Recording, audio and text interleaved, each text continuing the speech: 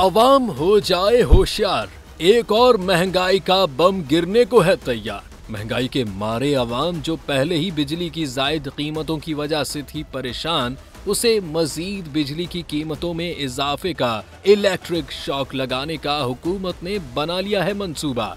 क्योंकि गुज़िश्ता माली साल की सहमाही एडजस्टमेंट के तहत मुल्क में बिजली मजीद ₹1.90 महंगी होने का खदशा है। इस हवाले से नेपरा ने समाअत मुकम्मल कर ली है, जबकि हतमी फैसला बाद में किया जाएगा, जिसका इतलाक के इलेक्ट्रिक समेत पूरे मुल्क पर होगा।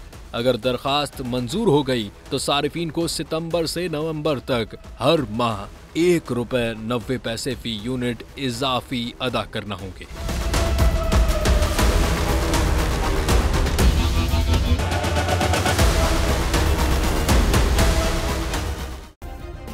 सब्सक्राइब करें और बेल दबाएं ताकि कोई खबर रह न जाए।